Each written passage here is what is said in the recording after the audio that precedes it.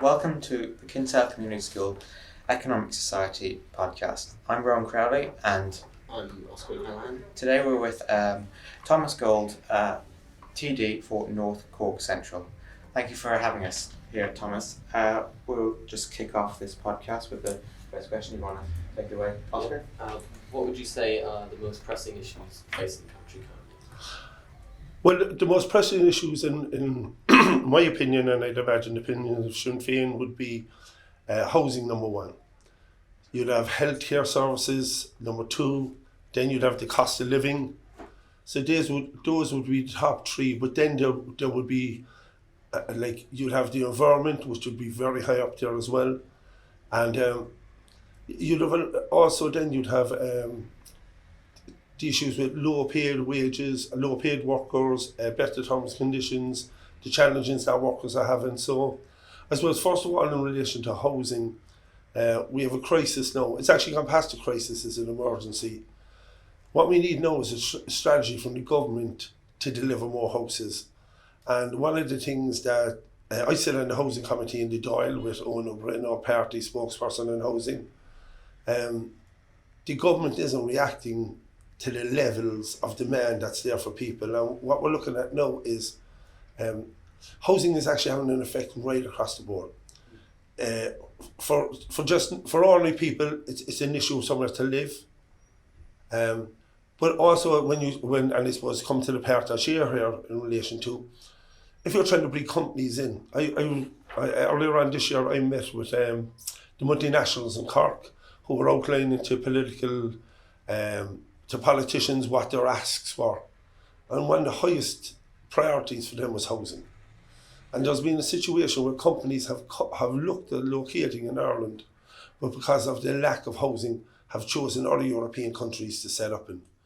So from an economic point of view, outside of the human side of things, which probably I'd be more interested in, but from your point of view, from an economic point of view, if the country is going to creating jobs and being seen as a good place to set up your company in, if you cannot deliver housing. And at that meeting, they outlined healthcare was a huge issue, childcare was a huge issue, because these companies want to be able to get their workers into work. A lot of these are big multinational companies, the big pharmaceutical companies, they see Ireland as a great destination between America and Europe. But if we can't supply the housing for their workers, then they'll look elsewhere. And we've seen that happen, and that's why housing. But just in general terms, it's like I deal with people here. I have a clinic every Monday. I at least deal with one homeless person becoming homeless every week. I was at a function there in City Hall now. A person came up to me. She's been renting since 2009. She has a notice to quit. She's going to be homeless in October. She has money. She's in full-time employment. She can't find nowhere because there's nowhere to go. I had a man come to me recently who's got a really high-profile job. He has a notice to quit. He doesn't want to buy because the company he might be relocating to the States, and he has a notice to quit for the end of August. Married man, 2 kids, good job. A risky being, he'll probably go into a hotel or somewhere like that. But all the people that should have a house. Yeah, and then on the other end of the scale, then you've ordinary people who are going to have to go into emergency accommodation, and that's a catastrophe for them. So when it comes to building these houses, how would you say is the best way, what level of government involvement is required? Well, the government have launched a couple of new schemes. There are 166,000 empty vacant houses right now. If you we're in my office in Shannon Street, if you look up the hill there now, there's the old Connie Donovan's pub, which was a house and a pub, it's empty. Right next to it is the Roisin Dove, which was another house and a pub. It's only 100 yards up the road. Along the street at the corner, you would see vacant and derelict buildings. We have 166,000 empty houses right now. That's enough to house everyone in our social housing list. Plus, it's also enough to bring supply on board for cost rental, affordable purchase, and private purchase. There's enough there for everyone going around. And there's also enough there to house people who are coming in here, asylum seekers as well. So the problem is the government won't tackle it. No, it's offering kind of carrots at the moment under its a number of its schemes, but it has to be more radical. Like we saw what happened during COVID, when the country came together and made the decision that this is an emergency, and emergency measures had to come in. No, not everyone was happy, but it was an emergency. We believe the housing crisis should be treated the same way. We would have a ban on rent increases for 3 years. We would have a ban on evictions until at least early middle next year. Given the government time then to put major investments. Like it's a lot quicker and a lot cheaper to renovate a house that's vacant, and it's much better for the environment. When you look at, if you're going to look at all the buildings that are built, the embodied carbon in those buildings, and if we turn them into housing, and if we turn them into energy efficient housing, everyone is a winner, and you do it much quicker. And just going back to the idea that we need these houses to entice multinational companies to come to Ireland, given the OECD's recent motion for a 15% minimum corporate tax rate, what is, in your view and in the party view, is the right corporate tax, and why would you suggest that rate? Well, we're saying that it should be 12.5%, and we should hold on to what we have. Now, whether all the companies are actually paying the full 12.5%, we don't think they are. At the end of the day, that's a decision that was taken by the Irish government, which we support. And I shouldn't be saying that too loudly. No, but Pierre Starty, who's our finance spokesman, has said that Sinn Féin is, we want to retain the 12.5%. If there's a decision and the Irish government either now or in the future agree to a 15% corporate tax rate, well, that'll be a decision by government. But right now, we believe to retain the 12.5%, we think it gives us a competitive advantage. Companies are locating here because that's what the rate was. Like, we could be in government in the next election, after the next election. And what we have to make sure is that companies know is that Ireland is a stable place to do business. Ireland is a place that when government makes decisions, that when companies invest on the back of those decisions, that we can, that they're not going to see radical moves. Because the one thing we know about big business, and big multinationals in particular, they don't like surprises. So, and like, to be fair, Pierre Starty has been very clear. We earn retain the 12.5%, but we will expect people to pay it. Okay. It's just because there's often in other countries, you have parties on the left talking about corporations paying more, maybe 20, 25. I wondered why Sinn Féin doesn't take that stance. Well, I suppose we have to realise that people have invested in Ireland because the 12.5% was rate. And what we don't want to do is we want to keep companies to continue to invest in Ireland. We want them to see Ireland as a kind of bridge between America and Europe. And if the 12.5% is there, they can see that's there. Now, if we were coming out saying that we want to put it to 25, then the question is, people might be looking at Ireland and might be saying, Sinn Féin are doing really well in the polls. There's a possibility to come in government next time out. Do we really want to be investing hundreds of millions here or millions here, whichever? So at least they know a position now. So hopefully when people are making long-term decisions, because these are middle and long-term decisions, these companies set up here for. Just a different question. In terms of nationalisation, public services, what public services and provisions should be nationalised and what should be private but regulated? Well, it's funny, I was just in Sycock City Hall and there was a couple of official pickets there. You have the firefighters picketing, you have the waters workers picketing, and you have council workers. And if you talk about privatisation, you see how Irish Water now, Ishka Éireann is after being privatised. We don't believe that's the way to go. We think Irish Water, companies like Irish Water should be retained. It should be retained in the public ownership for the people. Water is a basic human right. Also in relation to privatisation, we've seen over the last 20 years the privatisation of the bin collection service. Now people might realise, but what has happened since that has been privatised is fly tipping has increased, general dumping has increased, especially areas with high deprivation or country areas where people pass in the open window and they start dumping. Like we've all seen these vans fly tipping around the place. We believe that if bin collection services had been kept by local authorities and a waiver applied for the elderly, the disabled, people on social welfare, that would help reduce dumping. And we've seen Irish Water being privatised, we've seen bin service being privatised, but a lot of local authorities now are privatising the housing maintenance. So what that is when staff are retiring, they're not replacing them and they're contracting the work out. And what we do know is when you keep maintenance in-house as a local authority like Cork City or Cork County Council, you get a better standard of work. And also you have accountability. You bringing in contractors to do a job, and some of them are excellent, but the ones then that don't do the job properly, your ability to go back to the council and say, if it was a council worker done, you can go back and you can say, Oscar, that job wasn't done right. Yeah. But when you outsource it, Do you know where they've gone?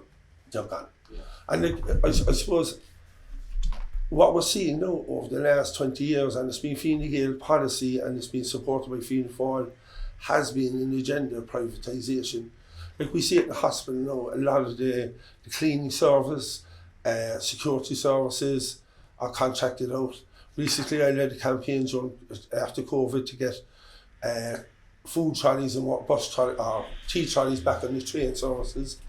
I was looking for Air Road Air to hire staff to provide that, but instead they subcontracted it out.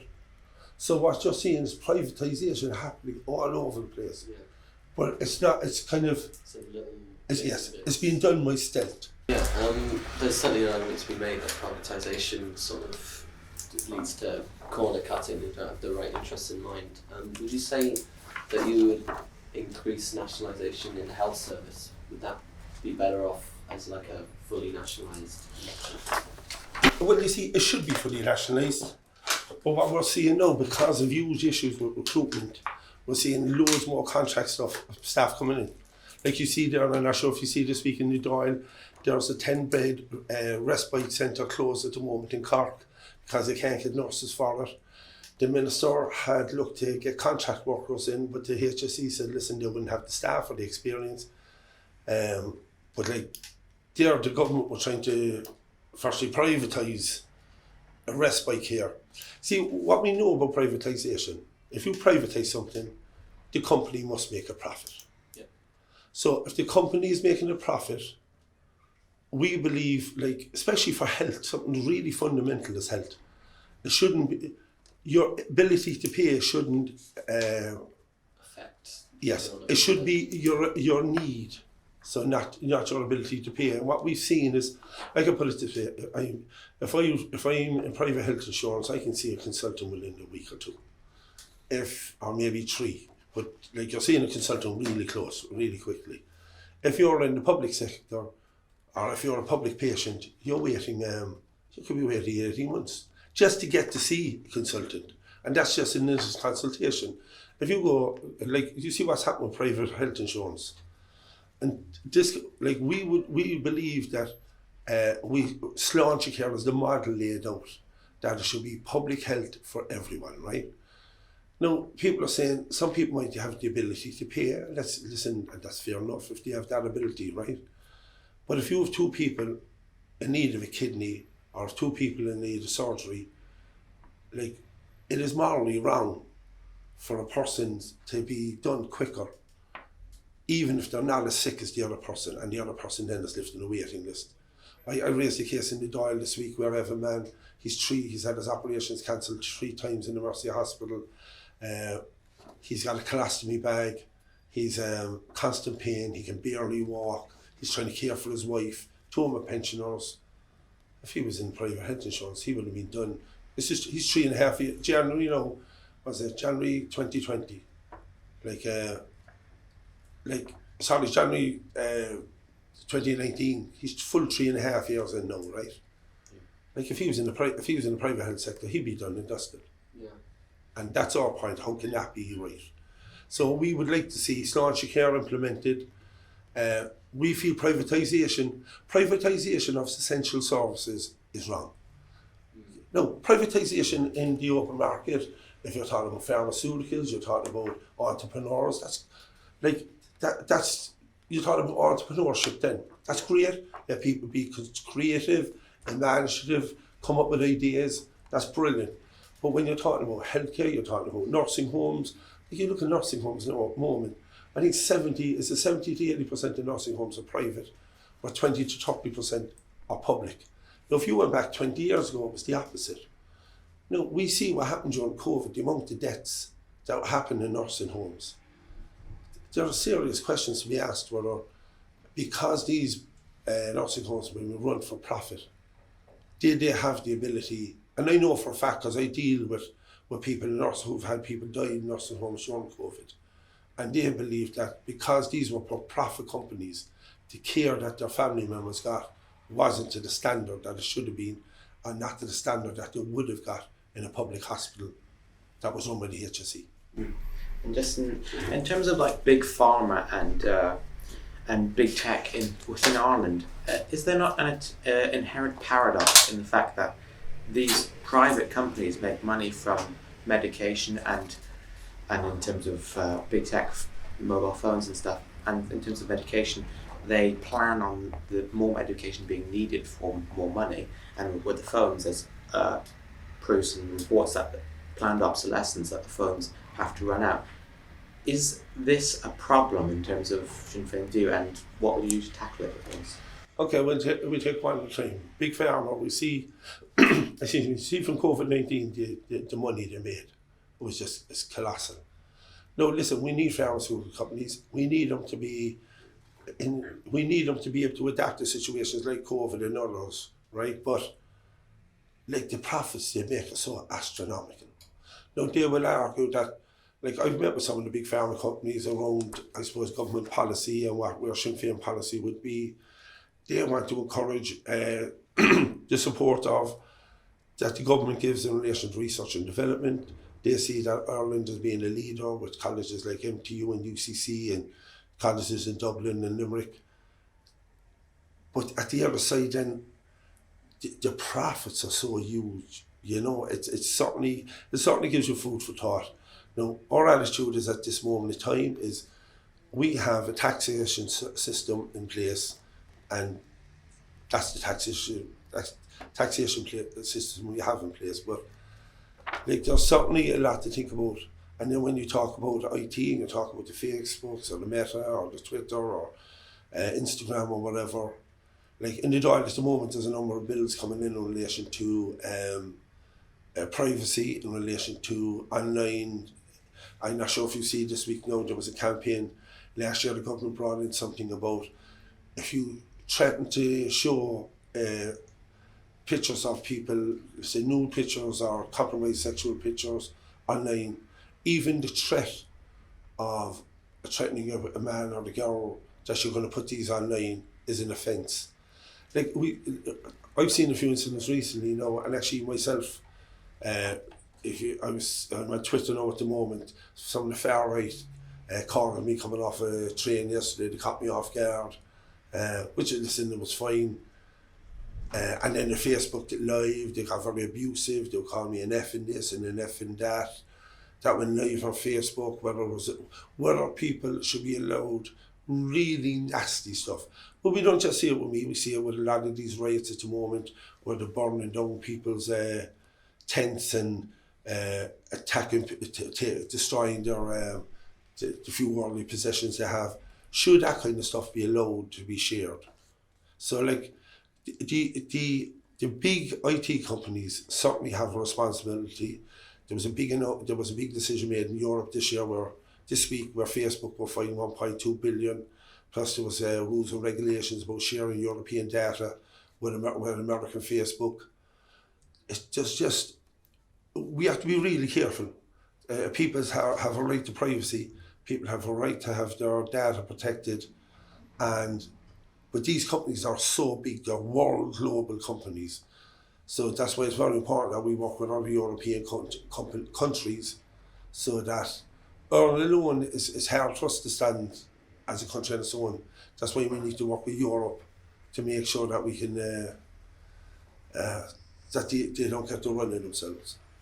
There is with big tech and data protection.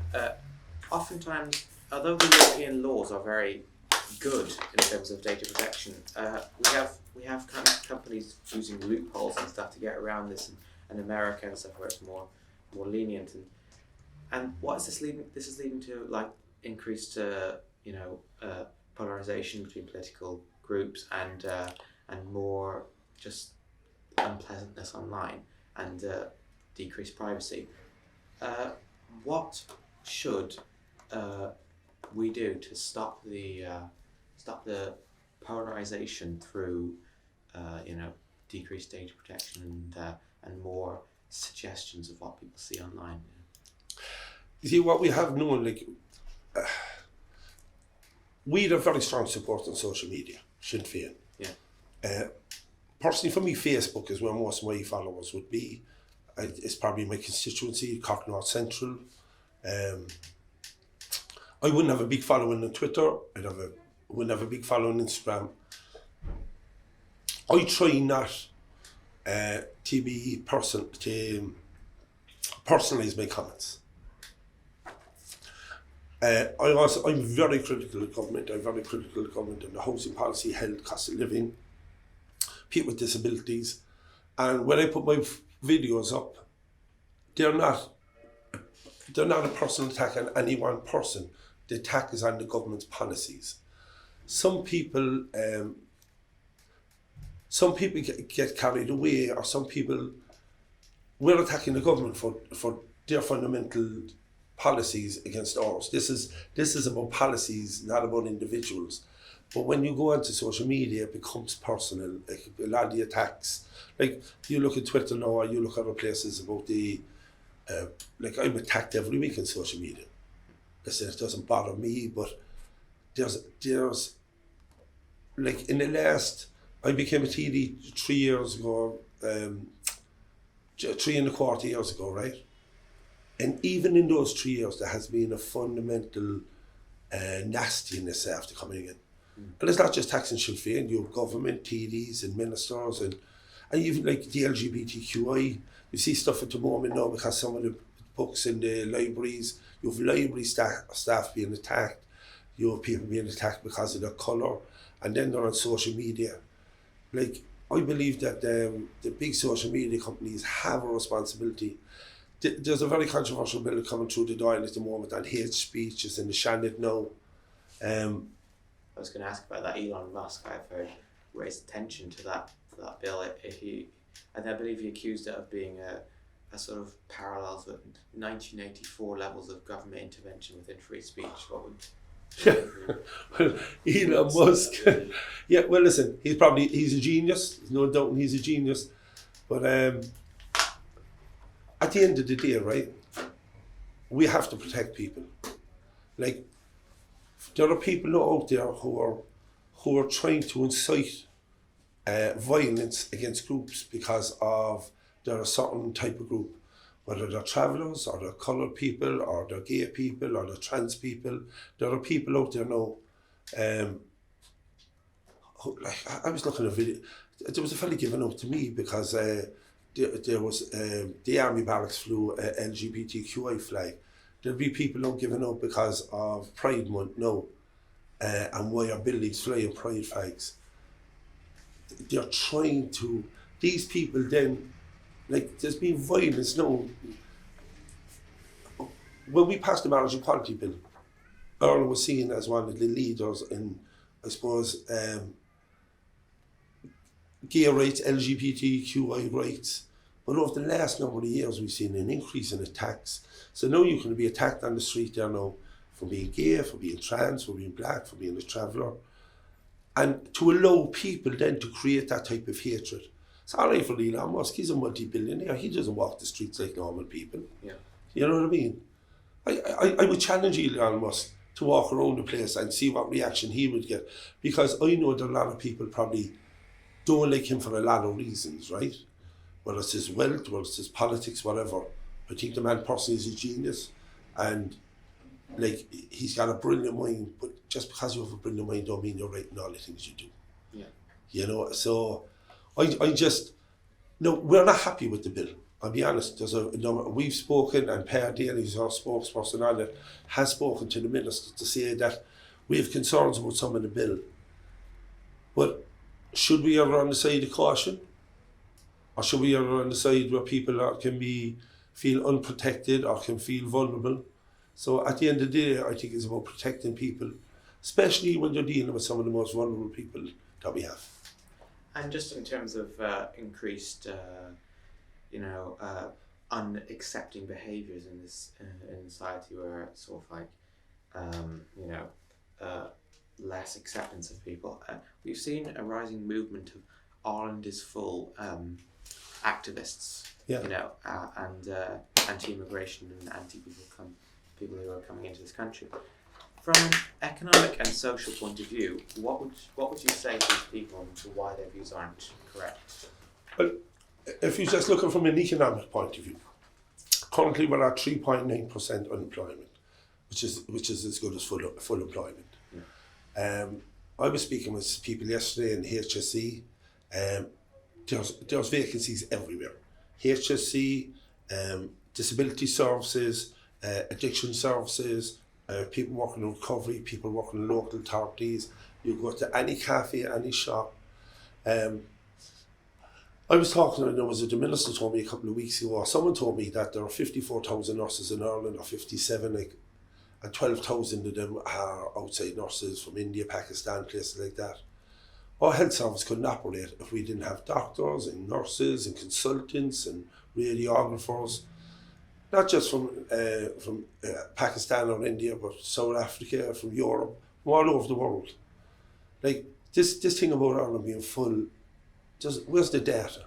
I always believe that if you want to make a decision, you need the scientific evidence. You need the data to prove it. We know at the moment there's 166,000 empty houses. So there's a possibility to house everyone. We know that there's 110,000 Irish people on social housing across the state. So we have the ability to house everyone. We also have 80,000 planning permissions that haven't been enacted. So that 80,000, right? So you think the amount of people we could private, social or private housing, and that's outside of the hundreds of thousands of units that have been zoned for development for housing, right? So for the people who say that Ireland is full, they're wrong. They're wrong. And I would challenge any of them to show the statistics. No, they're going to say about homelessness, right? But the reason we have an increase in homelessness is because the government had lifted the ban on evictions. If we reinstated the ban on evictions, it would stop homelessness from going up. And then if we supplied more homes, there's a number of sites under development at the moment. I was saying Kevin's Hospital there on the Our Lady's Hospital site, right? Since 10 years we're looking to get it. Sinn Féin are looking to develop that site 10 years. There's a site out in the Old Whitechurch Road, 700 houses going to go in there. 2009 I raised it, here we are now 14 years later. Unfortunately, the government's ability to develop housing, whether it's social, affordable or private, or cost rental, it takes too long. We need quicker delivery of housing. And for those people who say are in the full, show me the science. And then from an economic point of view, there are businesses now, I was talking to businesses in town now, who had to reduce opening hours because they couldn't get the staff to do it. Yeah. The whole idea of a business is to be able to open, to make your sales, to create the footfall, to develop customer relationships. If you're closed 2 or 3 days a week because you can't get the staff to do it. No, I know especially in the bar industry and the restaurants, they have Monday, Tuesday and even some of them Wednesday nights are they shut down because the high running costs as well is another issue on top of staff. But I believe Irish people have travelled all over the world. I challenge anyone to go anywhere in the world and not find an Irish person or a person who has an Irish name. My brother-in-law's in Australia, I have loads of friends in Australia. My best friend when I was growing up has been in Boston 34 years now. He left when he was 21. Another good friend of mine is in Toronto, over 25 years. Another friend of mine is in Florida. I have friends, I have loads of family in England. When my family, my dad went to work in England, so did my uncles, because they had to. So people are talking about immigration. The Irish have immigrated more than any other race on this planet or nationality. If a person wants to come to Ireland to build a life for their families, to work hard and to find somewhere safe, well, listen, I think we should be welcoming them with open arms. Okay. What is the route to decarbonisation and net zero? How fast do you think we can get there? And how should government be intervening? What scale, what level, private, public, to get there? Well, I spoke to the Minister actually this week as well. Like, retrofitting. We spoke earlier about the 166,000 vacant houses, but also then we have 172,000 social houses. Only 36,000 of them are actually energy efficient. They're hoping to get another 36,000 done, retrofitted by 2030, but that still leaves 100,000 houses who we know are not energy efficient. We know that. So what we are looking for is an upscaling of delivery of retrofitting for all houses, both social and affordable. But we also need to look at private landlords to make sure that they are able to retrofit those properties. Like, we know one of the easiest fix is to retrofit houses to save energy. Also then you're looking there at, I represent from an area in Knocknaheeny as part of the regeneration programme. A lot of them know that are being regenerated are being fitted with solar panels. This is basic stuff. You look at all the schools, or the local authorities we have, the colleges, all of those should be retrofitted. And they should all have big solar panels on the roof. So number one, it reduces the cost for the organisation. Think of the schools alone now. Every school should have solar panels on top of them. But also, from a kind of a broader scale, actually just on a smaller scale, if you put solar panels on the roof, you should be able to sell that electricity back to the grid. Right? This was promised years ago and still hasn't been delivered. And this is the problem with the government. They've made a lot of announcements that really sound good and sound positive, but it's like housing, it's about delivery. I sit in the housing committee, as I said earlier, and a couple of bills we have coming in front of us relate to wind farms, offshore wind farms. We know that there are companies in Cork and nationally that want, myself and Mary Lou had a company recently in Cork, they're looking to spend 9 billion now. These are serious people. They look to meet with Mary Lou, and as a local rep I went down as well, and what they're saying, they need this legislation passed. So we need to get the legislation passed, but the government is saying we're going to do this. But there is no port in these 26 counties that can supply these.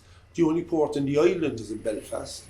Like, we have one of the deepest harbour ports in the world in Cork Harbour.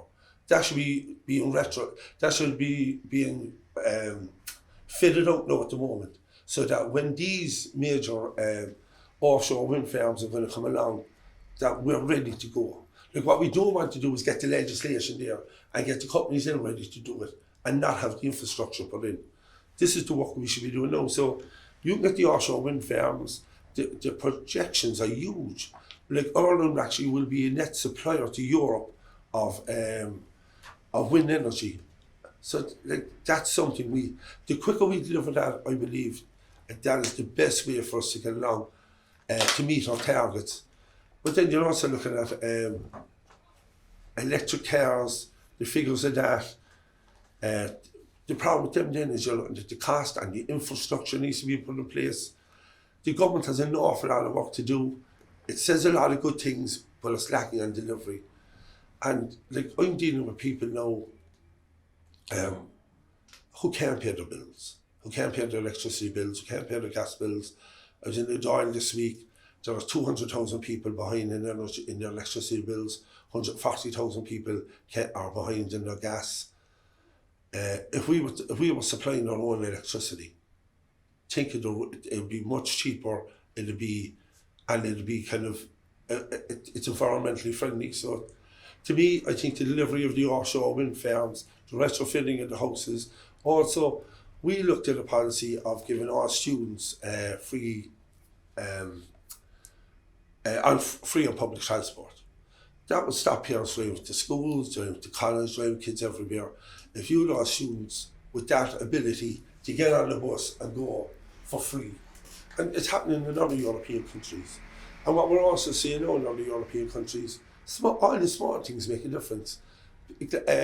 Tin cans, that you collect them and get money back. And a lot of them in Europe are doing it towards actually your costs of getting the bus or getting the train, that you will build up credits. So I know on the bigger scale, they're small things, but if you get all the small things right, and you're looking at transport's a major contributor, and so is agriculture. And I had a meeting here with a couple of IFA guys recently, and they're looking for support from the government. If you're trying to get farmers to move away to make farms more carbon friendly, better for the environment, the government needs to be doing more with the farmers then. Okay, and I'm just talking about the oil companies. We've heard a lot of reports and views from many different political parties about the profiteering and how much money the oil companies are making. Yes. What would be your view on that? And then two-parter, with the ongoing global energy transition, what is the best plan to facilitate the growth of clean energy industries such as wind and solar power? Okay, well, I probably touched on the wind and the solar power about what we discussed earlier, right? Yeah. We've seen actually recently there has been 3 major solar offshore wind farms licenses given.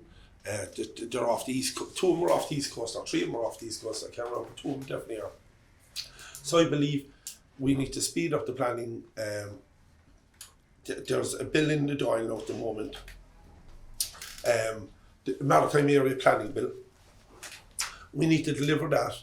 We're working with a lot of groups to make sure that we protect the environment, we protect the seabed, and we protect fisheries, but at the same time that we deliver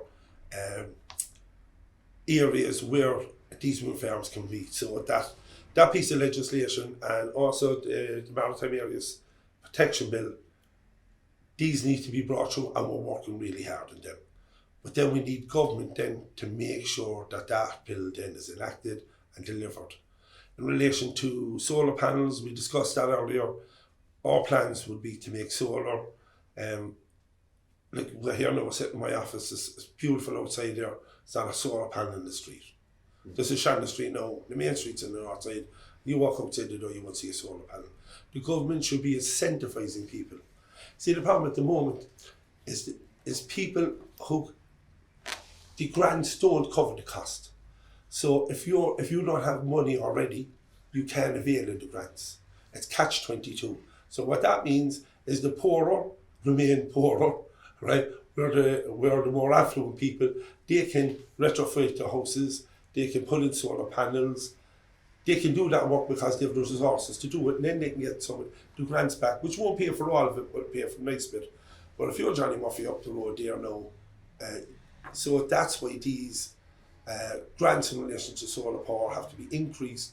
And like, why wouldn't the government look at a scheme to make every house self-sufficient?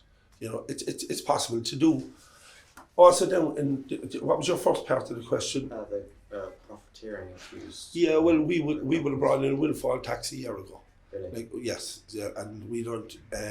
We asked Pierre Stortley, asked the ministers at the time, Michael McGrath, who's the Minister for Finance, about in relation to bringing in windfall tax. We've said it, the Taoiseach, the Taoiseach did, they said they'd look at it. They're looking at it now. It's going to come in, I think, they're talking about October, November.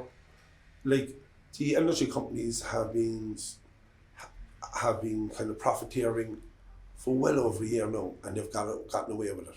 See, I put it this way, if we wouldn't have allowed that to happen.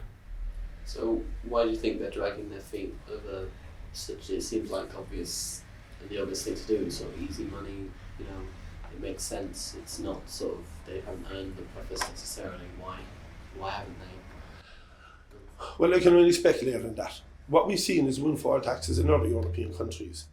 So if other European countries were able to do it, now, Minister Raymond Rain at the time said that we were waiting on Europe and we would do it as part of Europe. But other European countries moved ahead. I think this is the ideology. And and what I mean by that is we're a left-wing party, and we believe that the companies who profiteer like that on the back of ordinary people, and just like a lot of people who are struggling to pay bills, and I mentioned about the hundreds of thousands of people now who are in arrears. But this has driven companies to the wall. This has closed down businesses.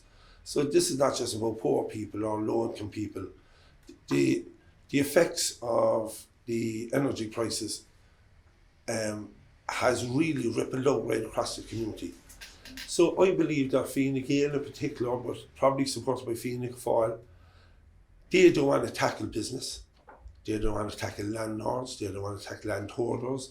They don't want to tackle speculators. So that's their whole thing about the economy, and the market will look after everything. It's fundamentally flawed. We know that from the financial crash of 2007, 2008. The whole world has realised that. But that's what they believe in. But what Sinn Féin believes in is at the end of the day, you need proper regulation. You can have businesses making a profit, but they can't go in and make obscene profits on the back of ordinary people and get away with it. And the thing about it is, this isn't a radical idea. This is something that's happening right across Europe. So, but it's just, that's the difference between the left and the right. Like we see in 2000 maybe it was in 9 or 10, I can't remember the year, Michael Noonan was the Minister for Finance. He was a Fine Gael Minister for Finance in Limerick. He allowed vulture funds come in here tax-free. Now, landlords in Ireland are saying to myself and Owen O'Brien, because we're in the Housing Committee, we are paying tax in our earnings. And Sinn Féin are saying yes, and you should, as everyone should pay tax. Right? And then they're saying, but the multinational, or the vulture funds and the cuckoo funds and the investment funds aren't. And they're saying to us, we should have paid less tax. And we're saying, no, you should pay the same amount of tax, but so should they. So we would level the playing field. Where Fine Gael believed on making them tax-free. Like you're talking about big global companies coming in here now, buying up. We know for a fact that there are auctioneers in Cork who buy up properties the minute they come available for these investment funds. And they're not just American or European, you're looking Chinese, further afield. So for us, we believe everyone should pay a fair amount of tax. We're not looking to overburn anyone, but we believe what the windfall tax, and you know what we could do with that windfall tax then? To all those people who are struggling to pay their bills, or all those people in arrears, they could get supported. Because a lot of the time people forget about we call the trapped middle. Just because you have a good job doesn't mean that you're not affected by the cost of living crisis. Your rent could be at the skyrocketing, and it has, we know that. Your mortgage repayments might have skyrocketed if you have a variable mortgage. If you have a variable mortgage, or if you've got what's the one I can't. If you have a mortgage anyway that is not fixed, you're being affected by the interest rate hikes, right? So even if you have a good job, if you're going to be affected by either your rent, your mortgage, you're also paying higher electricity, higher gas. If you have kids, then like everything has gone up. So even like I spoke to a person last week, and they're looking at the camps. They would have normally put their son into camps, or sons actually, into maybe GA or soccer camps or sporting camps, the Merdic, wherever. And they're looking at the cost of it now, because they're not poor, but they don't have the disposable income they would have had, let's say, 12 months ago, 2 years ago. With the climate transition, on the international level, what sort of groups and things should Ireland be getting involved in? And just to add to that, is the idea that solar panels, Irish action in terms of microeconomic scale, individual houses, is that enough to tackle this climate change? And like, with what Oscar mentioned, collective action, like, is that from a environmental point of view, is that not a much harder task than just implementing solar panels? And there is the argument that the solar panels and these battery-powered cars, sometimes they have cobalt, and you see them. Yeah, they like mining lithium and stuff. Yeah. Really bad. So, what would you say to that? You see, the world is in for a rude awakening. Yeah. We have to change culture. We have to change people's attitudes, how they live, how they eat. So we're going to have to fundamentally change how we all live our lives. Now, people might say solar panels and collecting tin cans, but it's all about changing people's attitudes and behaviours and getting people to buy in that if everyone doesn't change, and everyone needs to play a part. Just on the small level, I'm a home and I'm recycling, right? My kids come down from their own, everything's true, and I'm saying, like, ye should be the people who are driving this. We need younger people, and you see it there just before COVID, and actually after COVID, when there used to be these protests on a Friday. We need young people to lead it, because we're going to need young people to live different lives. Like, I eat meat every day, right? I could eat meat twice a day. Like, if we're looking at a sustainable world, and if we're looking at reducing global warming, actually my daughter was talking to me the other day about peas and I suppose different foods that I would have never ate. You know what I mean? And then we're having a conversation at home, because she's looking to look at her diet, and she's kind of saying to me, can we look? And I'm saying, yeah. I would have never bought into that originally myself, but now that my daughters, because they're more aware, they're probably more aware than me, and they're more interested, and that's, if you don't change attitudes on a human level, you're not going to achieve the major stuff. The major stuff has to come, right? We have to stop using fossil fuels, we have to stop taking them out of the ground, we're going to have to stop burning them and using them. But to get there, we're going to have to change our behaviour, and then we're looking at countries like India and China, and like, you're looking at the moment now, the figures coming out of China where they're, like India, if it hasn't, did it pass them a few weeks ago? If it hasn't passed them, they'll be shortly the most populated country in the world. It has recently. About a month ago, was it about 3 or 4 weeks ago? That's like 3 million more people in India than China now. And you're like, I was in the Dáil this week, and they were talking about milk powder that Ireland are selling to China, and the expected kind of birth rate in China was at 20 million, where last year they reckon it was only 18 million. Or 10 million, right? And they were looking at Ireland trying to get more sales in China around powdered milk. But if Chinese aren't having as many babies, the opportunities aren't there. So now they're looking at whether we sell other milk products or dairy products or cheeses over there.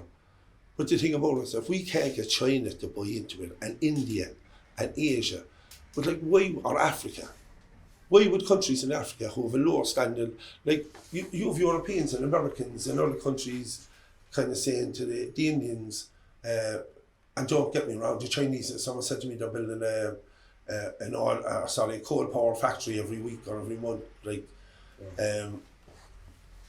but is it easy for us then to be living in the lifestyle that we live in? How fair is us telling everyone, you have to stop burning fossil fuels? And they're kind of saying, well, we're at this level of lifestyle and you're at this level of lifestyle. Shouldn't you come down a bit, and shouldn't we get up a bit if we're going to make it equitable? So like you're looking at what's happening in, as I said, India, China, Asia, but you're even seeing that Germany's reopened coal fire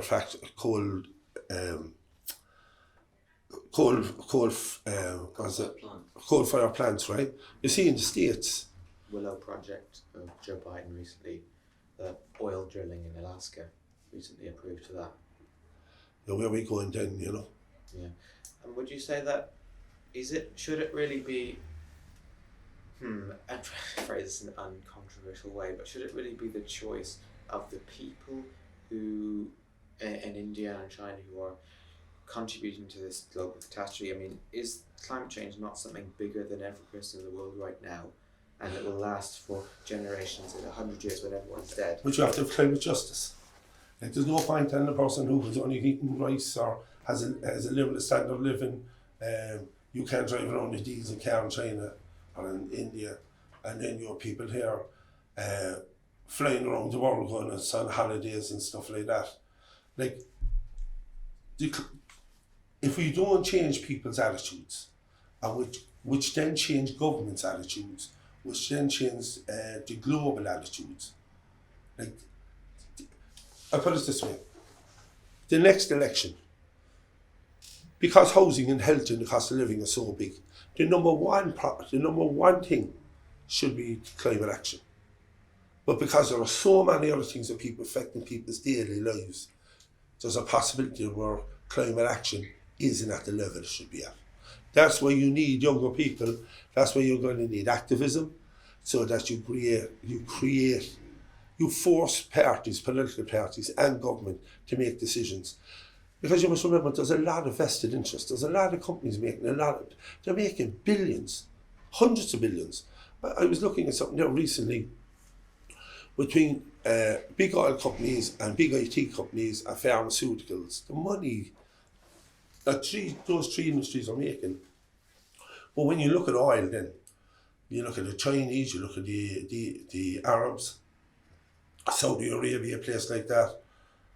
Like, the money they're making, and they are not going to want it. Like, they're going to fight tooth and nail to keep pumping oil. I'm just on the idea that people are getting distracted by other less important issues than climate change to humanity as a whole. Would you say that the left is getting sucked into these arguments, such as the definition of in America, you have huge debates over the definition of a woman. You have these huge debates over all these sort of policies which are not. But that's not the left. Important. That's the right. But we have the sort of Chinese companies and stuff, and like TikTok, controlling people's minds to have debates over these issues which are not really important, are they? Would you say that? No, they're very important. But then, would you say that are the equal importance as climate change? You see, or are they not just a distraction? No, they're not, because you're talking about human beings, and you're talking about people on the far right trying to demonise or bully or intimidate people for being who they are. And the day you sacrifice one human being, you sacrifice the whole world. Like, and I know people might say it's a distraction. Why are they always attacking people's rights? Why is it always about whether you're trans, whether you're gay, whether you're a traveller, whether you're Romanian, whether you're disabled, whether you're from Knocknaheeny?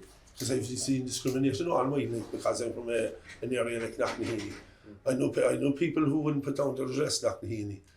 And I see a video recently of something that happened, and the amount of attacks on people, and because of the area Knocknaheeny. And you see it other ways, you see it in Moyrosh, you see it in Ballymund, you see. But going back to this thing in relation to trans and LGBTQI, the far right, especially in America, the Republican Party, which has been taken over now, you have the Tea Party, you have Trump supporters, they're walking around with guns that you can carry a submachine gun down the road, like in all fairness. The amount of people dying in America now, every day. 600 mass shootings a year. Yeah. So that means there's 2 a day over there, right? And then they're talking about being free to carry arms openly, but if a transgender person wants to be who they want to be. You see, you make a point about, or you asked a question about the global picture and saving humanity. if you can't save the individual, what hope have you saving the world? And that's the way we should come at it. If the individual's views and points of opinion are contradictory to the goals of humanity and are holding it back. So, for example, if the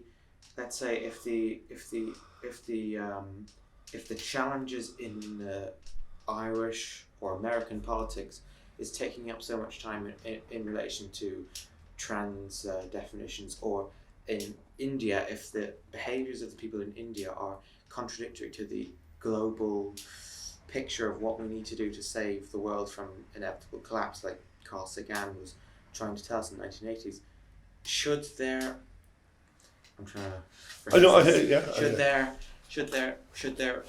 point of thinking really take precedence, and should that not be pushed down the pecking order, and should the use of fossil fuels and stuff in India among the population be sacrificed for the sake of humankind? You see,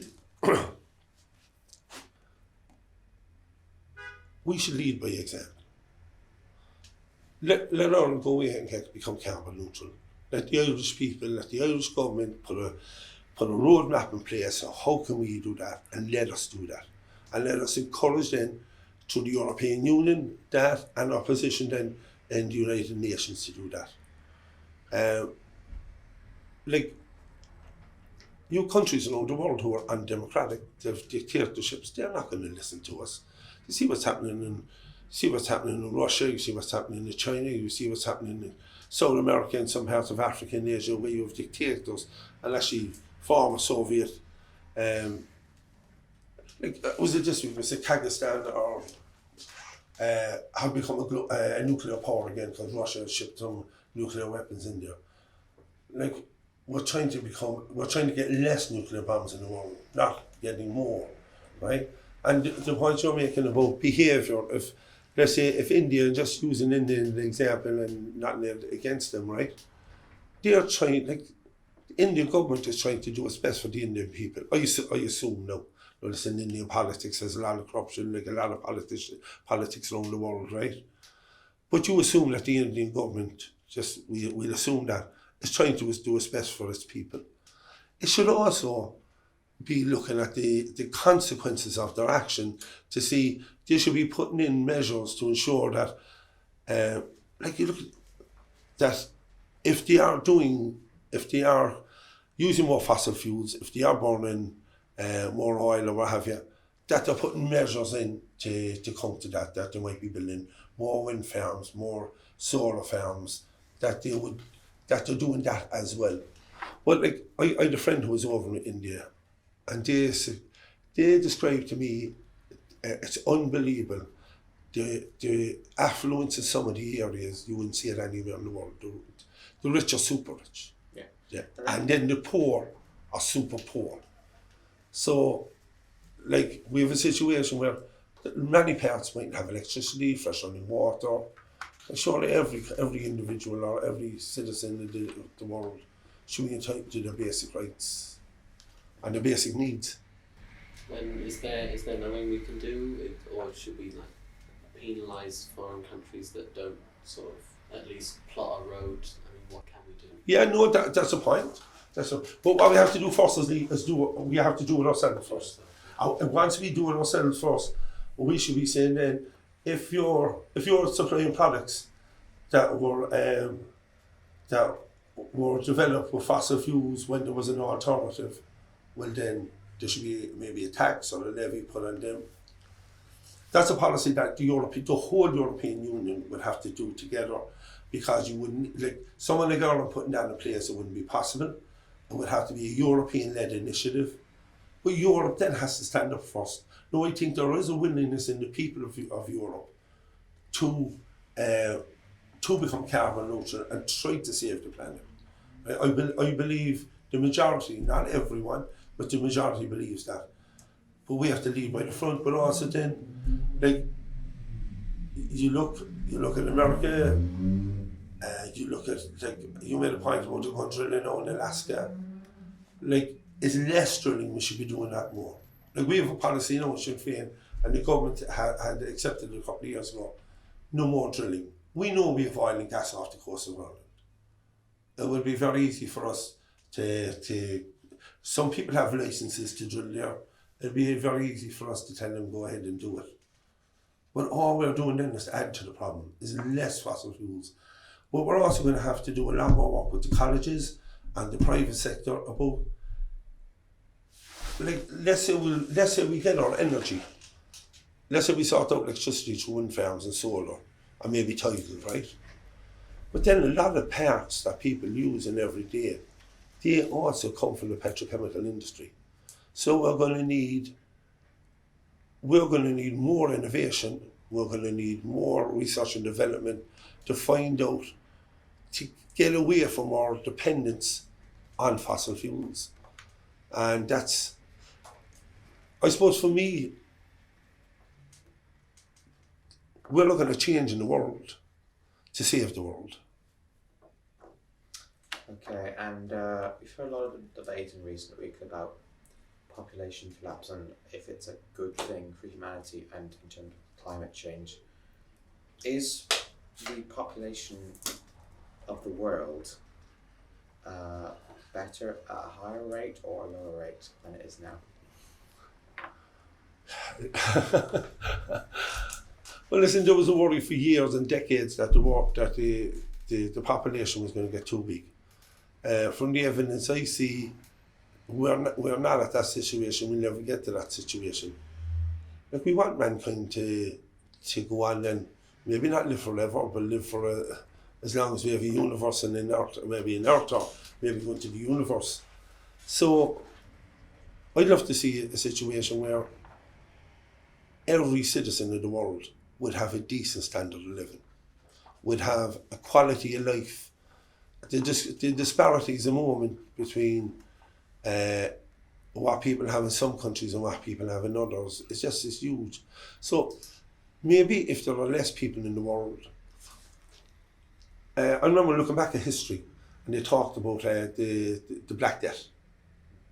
And I remember they were looking at Europe and England and how poor people got a lot out of it. Got a lot out of it. Because richer people or landlords or whoever needed workers. Workers then were able to get a premium for their work. So what happens was they had a higher standard of living and a better quality of life. So maybe if there is a reduction in the population, that will be. And these people who are saying Ireland is full or Europe is full, well, they'll be wrong. No, we probably have one of the best birth rates in Europe. But like, I think I see one there, the Japanese are the worst, I think, right? They're going to need people to go into Japan if they're going to keep, like, if you're looking there now at the age profile of populations, you're going to need younger people in there working. So maybe then countries like Japan and companies that really have a problem right now might kind of go looking to other countries to say, listen, why don't you come over here? So then you're giving people opportunity to have better lives, better jobs. Japan's a classic example of very low birth rate, but also almost no immigration. So their population's getting very old very fast, and it's been a problem for decades. They've had very slow economic growth and almost, often people say inflation's a bad thing, but they've had deflation. Yes. It's sometimes called worse, So I suppose. And they'll need a plan for that then. Exactly. Like, and the one thing about the Japanese, I think they're ranked as the most intelligent nation people in the world. They're high up there anyway. I see a surface there about that. Like, they'll come up with a solution, but at the end of the day, you need people. And but maybe the Japanese, through their innovation, or maybe through their AI or whatever, they'll be able to maybe a lot of the jobs that are being done by people now will be done by machines. Well, that's why Japan's often said to have the most vending machines in the world, because it's a job that can be, you don't need someone behind the counter necessarily, and if they don't have the people to do it, get a machine to do it. So there's definitely been innovation in Japan as far as automation goes. So you see some of the robots, what they're doing now, it's really futuristic. I'm a big sci-fi fan now. You see what the Japanese are doing, and you can imagine what they are doing that they haven't told people yet. In terms of AI, actually, there's been recent developments about the dangers of AI to world banking systems in terms of security, and more precedents right now, because it's immediately here, is that AI can actually use people's voices to recreate voices, and it can be used to prey on people, and it can be used of all these malicious, malignant stuff and ways of using it. There is a growing movement in America right now to have AI be more served for humanity rather than the interests of business. So what would be the way to regulate, would regulating the like we've seen in Italy, for example, ChatGPT has been banned, and Google Bard, I think, has been like, it's not being allowed to pass through the European Union yet because it hasn't been like regulated by them. Would Ireland, if Sinn Féin were in power, would they like regulate AI and stuff? And would they view it as a problem if it posed a threat to privacy and the women's lives and stuff? Because people talk about education potentially being a big disruptor as far as examinations go. It could be good, but yeah. Yeah, well, I would see us working on that at the European level. Yeah. I think that, listen, you mentioned there Elon Musk earlier on, and he reckons that AI could be one of the major dangers that, and listen, he could be right in that, and what's that film there with Arnold Schwarzenegger? Terminator, I'm a big fan, but like, and what was that kind of, the screen there to protect the world and kills them all in the end, or tries to kill them. Like, maybe, and that's kind of oversimplification and Hollywooding it, but like, you can, AI could have serious implications if it's not regulated properly. And you made a point there about in America growing movement about AI should be more for mankind than for profit. But the problem is, without the regulations in place all over the world, and this has to be, see, the problem for AI is, if Europe or America or Japan or Asia brings in regulations, can you trust that other countries won't let scientists or entrepreneurs run roughshod with and have no controls in place? Because like we see what happened when you see cyber attacks, like there's nowhere that can't be penetrated. HSC was attacked. Yeah, huge attack. But you see it in England, with it's happening in England and Europe. And it's just been hit a couple times, yeah.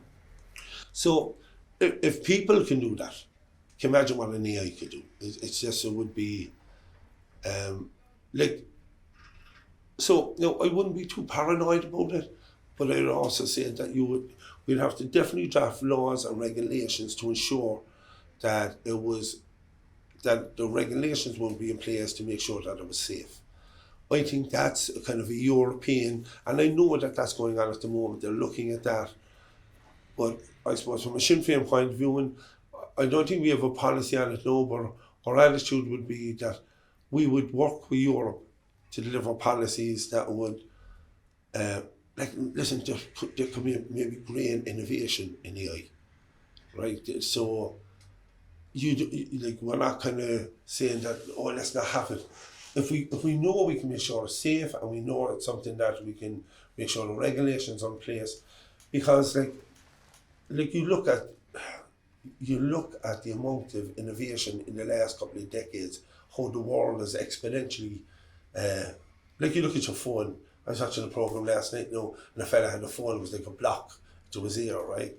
I was just down at a conference here with Mary Lou about women in politics, and everyone had their camera, everyone's phone was a video recorder, or it was like the people going live, it was like a movie set, just over a little phone.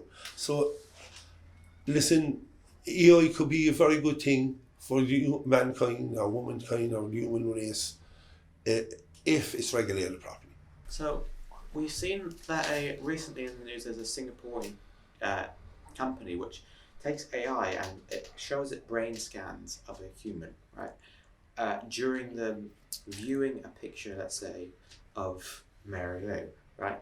And what the AI is able to do is reconstruct that picture to a very reasonably good degree, and it's able to do that with writing and stuff. So this has been commented on by a famous Israeli philosopher, Yuval Noah Harari, and he says that freedom of thought is at great risk now.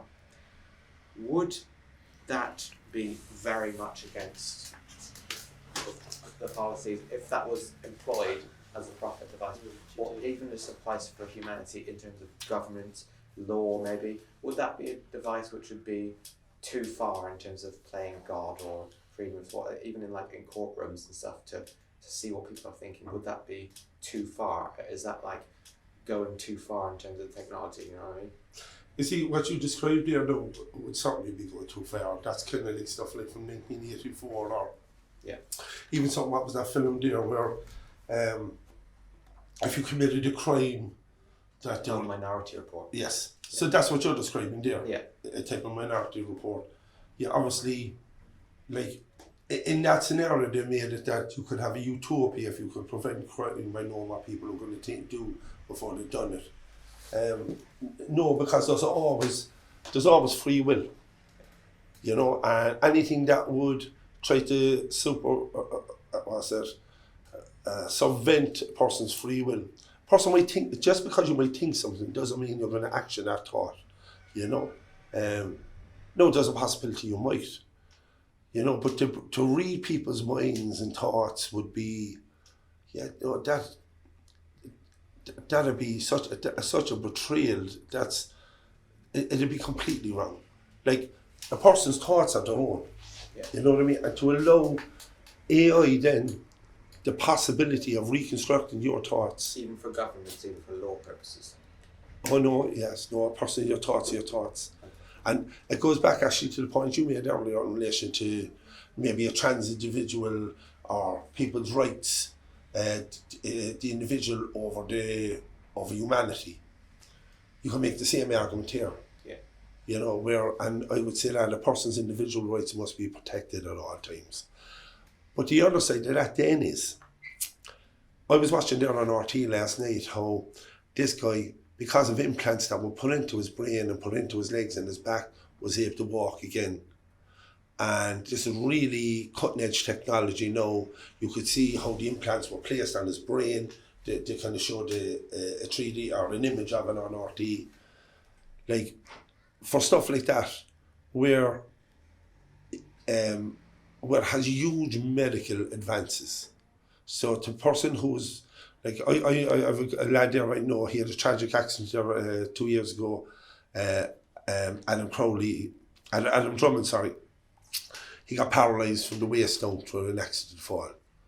Now he's an international basketball player, he's a footballer, he had his whole life ahead of him, and this devastating accident.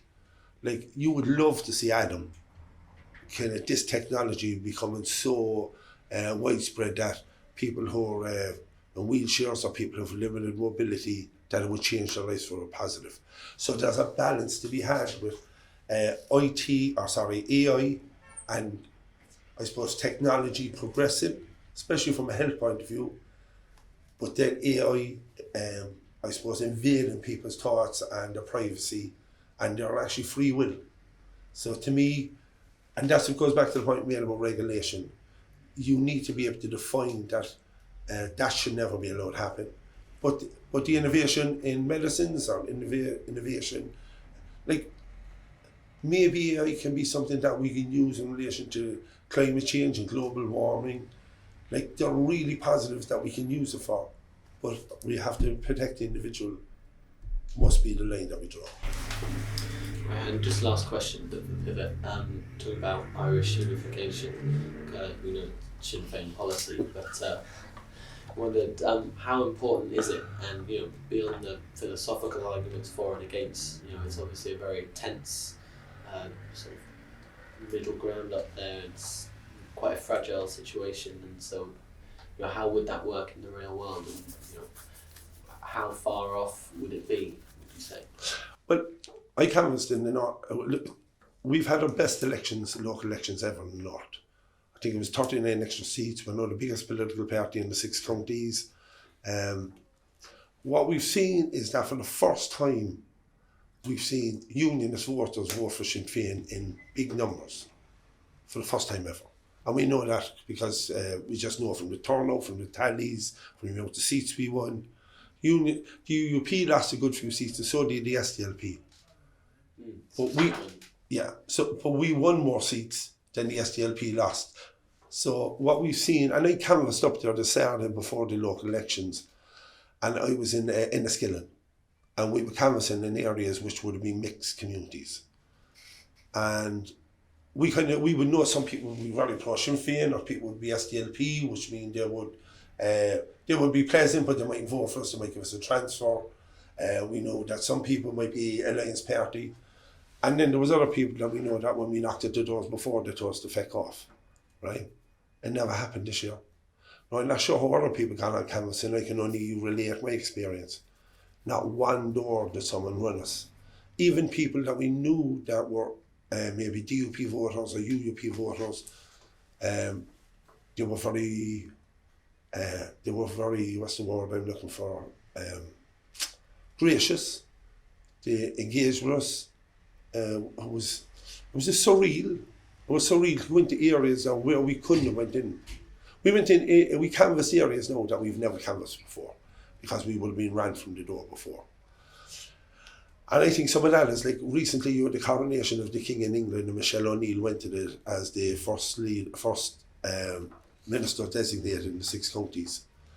And that sent out a message, a very clear message to the unionist community and the loyalist community, and to a lesser extent the Protestant community, because I don't think it's based on religion anymore. It's either you're a Republican or a nationalist, or you're a unionist or a loyalist. But some people don't define themselves that way. They might define themselves as no party, but they might have religious beliefs that they would be more important to them. And I think they've looked at us now. We've won. They look at us now as if to say they don't need to fear us. And for years there was a fear factor there about Sinn Féin being in power. What would Sinn Féin do? Would they be radical nationalists? Would they be revolutionary Republicans? They're looking at us now, and they're looking at Michelle O'Neill, how she... And what we're trying to say to them is, let's have a conversation. Let's not go straight into a border poll, right? And scare everyone. Or everyone in the unionist side and the loyalist side, right? And even people down here that will be worried about violence coming back. Let's have conversations. Let's have a citizens' assembly. The citizens' assembly has really worked well on the marriage equality and repeal the 8. You have war on drugs at the moment, biodiversity. Have a citizens' assembly. Get everyone into the room. Let them listen to, because there's going to be a lot of issues going back from the conflict. There's a lot of victims there. There's a lot of people who have a lot of hurt and a lot of grief who have to be listened to. But also listen to young people who know like if you're a Catholic, if you're a nationalist, or if you're a Republican, you have a much better quality of life now as a student than your parents did and your grandparents. But also, if you're a unionist or a loyalist, because it's in such a better place, everyone's quality of life has risen together. So what we're saying is, we need a conversation. It's really important to us. It's really important to us, because too many people have campaigned and fought so long to get a united Ireland. But what we're saying is, rather than us fighting you for united Ireland, come with us. And let's see. That's why we would love to be in power in the South as well. So the unionists could look at us and say, these people are capable, they know what they're doing, we can work with them, they're honest, they're trustworthy. There's a system called the Hunt. And what it is I think Belgium, because the Belgians devise it anyway, because there's different sections in Belgium, and they were trying to come up with a solution, a political solution. And they developed, I think, the system called the Hunt. Now, what it does, it gives everyone who gets a certain level of support access to, let's say, in Cork now, when we had 8 councillors, we brought in the Hunt. So Sinn Féin had a Lord Mayor, Fianna Fáil had a Lord Mayor, Fine Gael had a Lord Mayor, Fianna Fáil actually had 2 because of their numbers, and the Independents had a Lord Mayor. And the first time in 40 odd years that an Independent had become Lord Mayor of Cork, Mick Finn. The reason it was allowed is because when we went in negotiations, we said no one is excluded. We have the Dahan system. In the North now at the moment, there's loads of councils where we have a majority. We could give out the Lord Mayorship, the Mayorship, the chairman of the committees. We can have all our own people in all the best positions to control it. We didn't do that. We've said we'll go by the hunt. So what we've done then is allowed unionist councillors the ability to be chairs and to be on committees.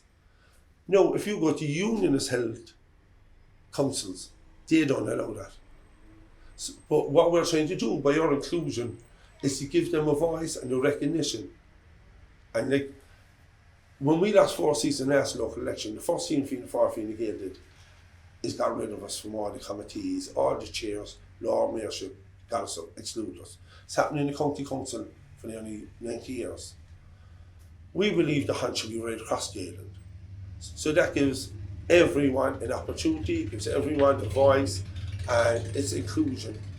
And like, that's the kind of attitude. And to go back to your question, last 2 weeks ago, I was in the North. There was a volunteer called Tony Ahern.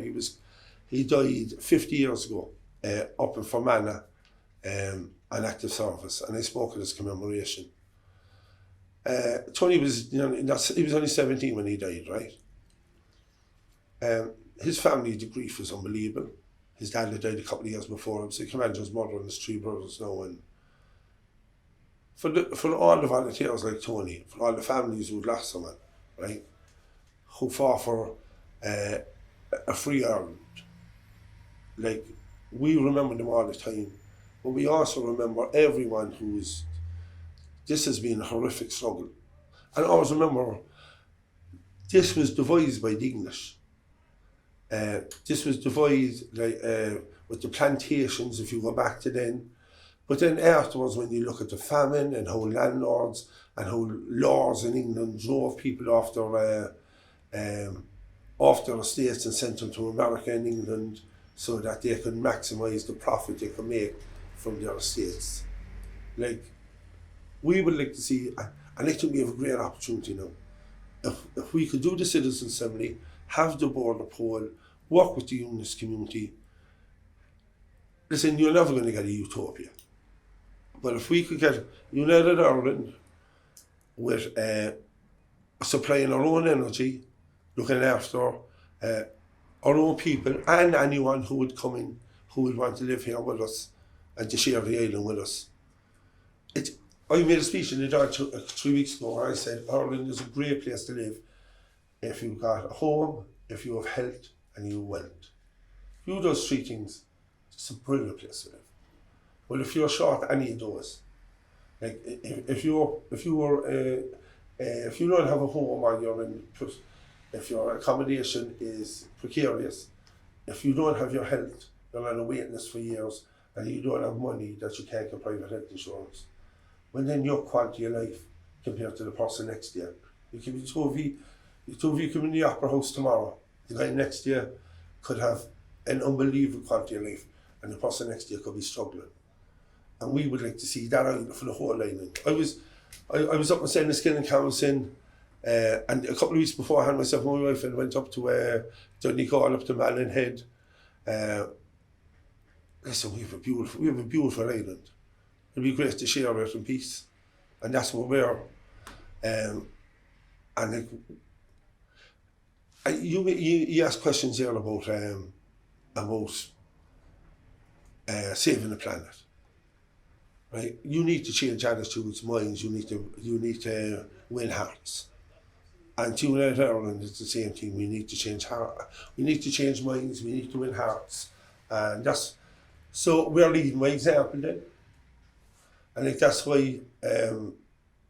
To be honest, it's good to see the rise of the Alliance in the North because they're progressive thinkers. And we would like to see, I was at an event in the Dáil the other day, and it was about 25 years of the Good Friday Agreement, and a reference, Sherry Adams was there now and a few others, but a reference David Trimble and John Hume. And Johnny was talking about it, And there was other people there. No, it was actually very good to look at the insights going back 25 years. Now, I'm an Irish Republican, but I would give credit, like John Newton was a great man, but he was a nationalist. So you'll be saying, well, it's all right. If you tell me to say that John Newton was a great man, he was a nationalist and he believed some of what we believed in about a united Ireland and equality.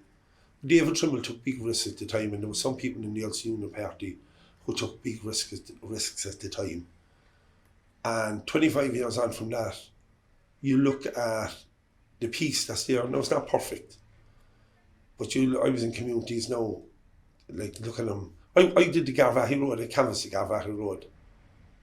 You just looking at the Garvaghey Road now and looking at the Garvaghey Road years ago, when you had the police blockades up there, when you had the orange marches, when the communities were under siege. I'll be with you now 2 minutes again.